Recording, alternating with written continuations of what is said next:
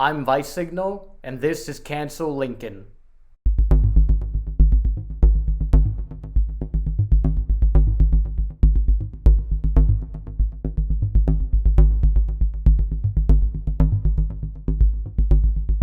As elaborated upon in previous videos, President Lincoln and the Republicans adopted abolishing slavery as the post hoc cause of the Civil War, meaning that the cause of the North's invasion of the South was not actually slavery, and they only said that it was halfway through the war to morally justify the illegality of it.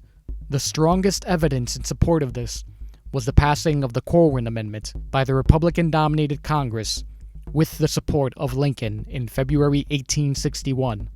The Corwin Amendment would permanently enshrine slavery into the U.S. Constitution and, again, was passed by the Northern state-controlled Congress and ratified by 5 Northern state governments, including Lincoln's home state of Illinois.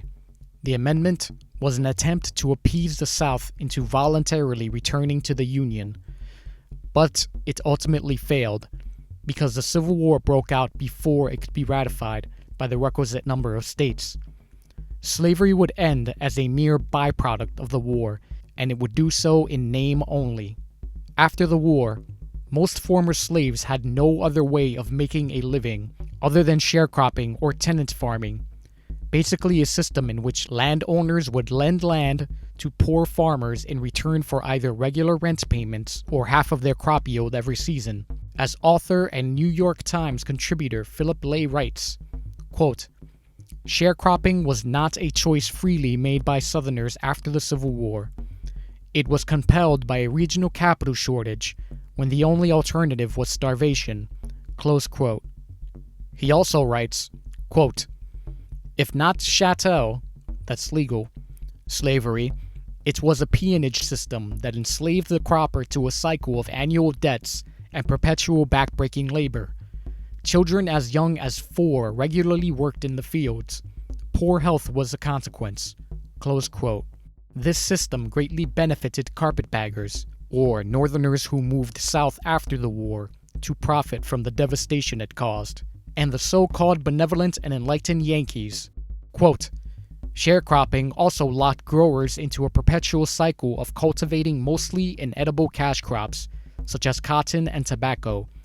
Consequently, the region was forced to purchase grain, meat, and other foodstuffs from northern states.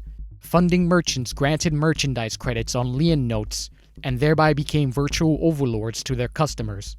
Close quote.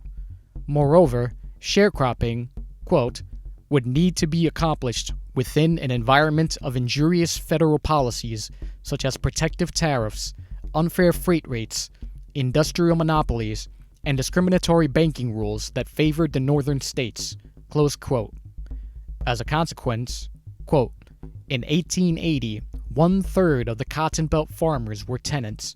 40 years later, the proportion had increased to 2/3, and black sharecroppers were held in a system of debt peonage for almost 100 years, turning the former Confederacy into the vassal state Lincoln and the Republicans always wanted it to be, but with blacks unofficially enslaved to Northern aristocrats instead of Southern ones."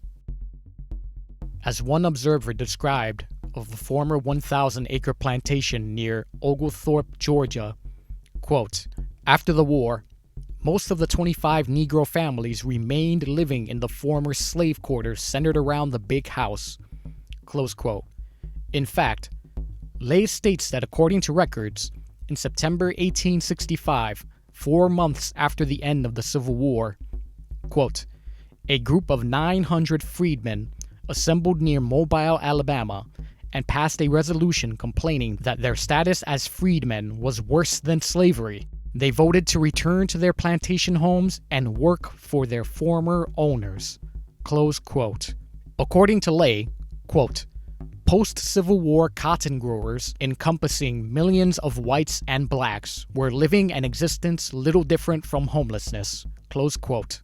Lincoln was apathetic to the miserable post-war conditions of ex-slaves, as revealed in his response to the question from a reporter as to how they would feed themselves.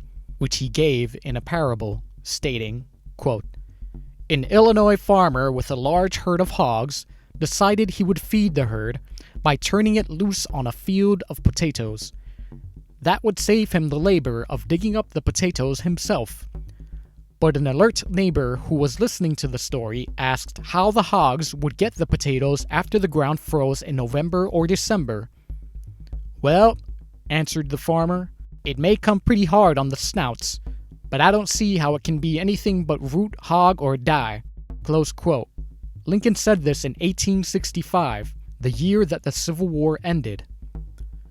Why was Lincoln apathetic towards the well-being of blacks after the Civil War, if he allegedly started it to rescue them from evil Southerners, as the mainstream historical narrative preaches? Does this not seem a little inconsistent? Could the answer possibly be that good old honest Abe Lincoln did not actually care about blacks? And if that's the case, then what was the true reason that the sociopath-in-chief invaded the South and caused the bloodiest war in world history up to that point? And is he worthy of the worship he receives today for it? Keep watching and find out.